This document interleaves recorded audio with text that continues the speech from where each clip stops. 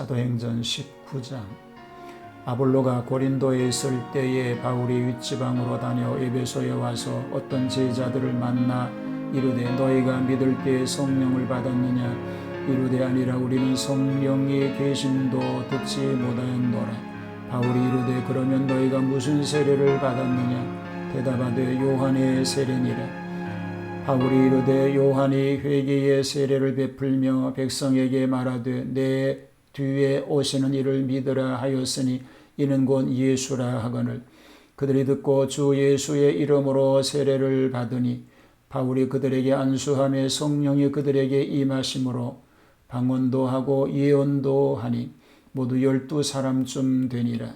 바울이 회당에 들어가 석 달 동안 담대히 하나님 나라에 관하여 강론하며 권면하되 어떤 사람들은 마음이 굳어 순종하지 않고 무리 앞에서 이 도를 비방하거늘 바울이 그들을 떠나 제자들을 따로 세우고 두란노 서원에서 날마다 강론하니라. 2해 동안 이같이 하니 아시아에 사는 자는 유대인이나 헬라인이나 다 주의 말씀을 듣더라. 하나님이 바울의 손으로 놀라운 능력을 행하게 하시니 심지어 사람들이 바울의 몸에서 손수건이나 앞치마를 가져다가 병든 사람에게 얹으면 그 병이 떠나고 악귀도 나가더라. 이에 돌아다니며 마술하는 어떤 유대인들이 시험 삼아 악귀 들린 자들에게 주 예수의 이름을 불러 말하되 내가 바울이 전파하는 예수를 의지하여 너희에게 명하노라 하더라. 유대의 한 제사장 스게와의 7 아들도 이 일을 행하더니 악귀가 대답하여 이르되 내가 예수도 알고 바울도 알거니와 너희는 누구냐 하며 악귀 들린 사람이 그들에게 뛰어올라 눌러 이기니 그들이 상하여 벗은 몸으로 그 집에서 도망하는지라. 에베소에 사는 유대인과 헬라인들이 다 이 일을 알고 두려워하며 주 예수의 이름을 높이고 믿은 사람들이 많이 와서 자복하여 행한 일을 알리며 또 마술에 행하던 많은 사람이 그 책을 모아가지고 와서 모든 사람 앞에서 불사르니 그 책값을 계산한 즉 은 5만이나 되더라. 이와 같이 주의 말씀이 힘이 있어 흥왕하여 세력을 얻으니라.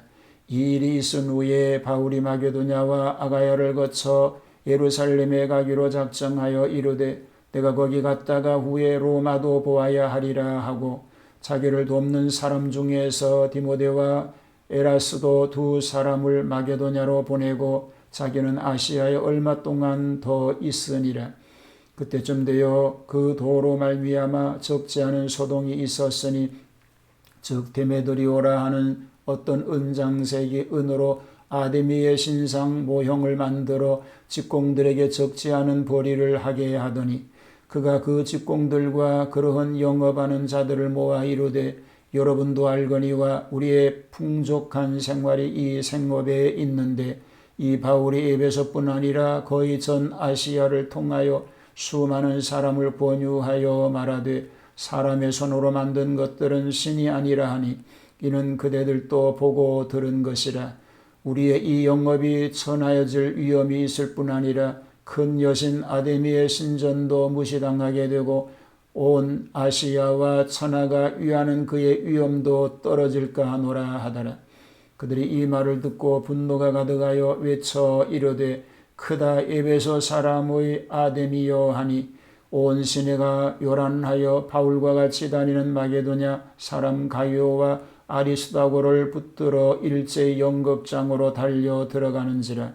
바울이 백성 가운데로 들어가고자 하나 제자들이 말리고 또 아시아 관리 중에 바울의 친구된 어떤 이들이 그에게 통지하여 영극장에 들어가지 말라 권하더라.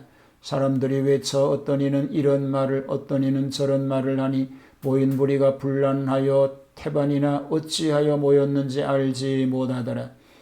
유대인들이 우리 가운데서 알렉산더를 구원하여 앞으로 밀어내니 알렉산더가 손짓하며 백성에게 변명하려 하나 그들은 그가 유대인인 줄 알고 다 한 소리로 외쳐 이르되 크다 에베소 사람의 아데미여 하기를 2시간이나 하더니 서기장이 무리를 진정시키고 이르되 에베소 사람들아 에베소 시가 큰 아데미와 제우스에게서 내려온 우상의 신전지기가 된 줄을 누가 알지 못하겠느냐. 이 일이 그렇지 않다 할 수 없으니 너희가 가만히 있어서 무엇이든지 경솔히 아니하여야 하리라. 신전의 물건을 도둑질하지도 아니하였고 우리 여신을 비방하지도 아니한 이 사람들을 너희가 붙잡아 왔으니 만일 데메드리오와 그와 함께 있는 직공들이 누구에게 고발할 것이 있으면 재판날도 있고 총독들도 있으니 피차 고소할 것이요. 만일 그 외에 무엇을 원하면 정식으로 민회에서 결정할지라. 오늘 아무 까닭도 없는 이 일에 우리가 소요 사건으로 책망받을 위험이 있고 우리는 이 불법 집회에 관하여 보고할 자료가 없다 하고 이에 그 모임을 흩어지게 하니라. 바울은 에베소에서 약 3년이나 전도하여 큰 성과를 얻었는데 에베소의 특색을 간추려보면 이렇습니다. 정치적 중심지이지요. 소아시아의 소울이고 경제적 중심지입니다. 3대 무역항의 하나입니다. 문화적 중심지입니다. 큰 연회장이 있습니다. 또 종교적 중심지입니다. 아데미 전각이 있는 곳입니다.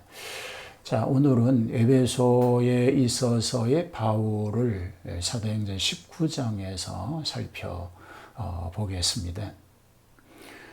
미완성의 신자들을 보게 되지요. 이미 복음을 받은 에베소의 신자들은 미완성의 신자들입니다. 그들은 요한의 세례는 믿었지만 기독교적인 의미의 성령이 있다는 것조차도 몰랐습니다.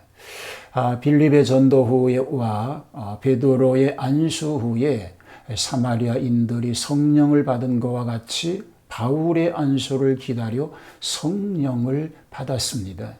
성령을 받은 표적으로 방언도 하고 예언하는 것을 듣고 성령을 받은 줄로 알았습니다.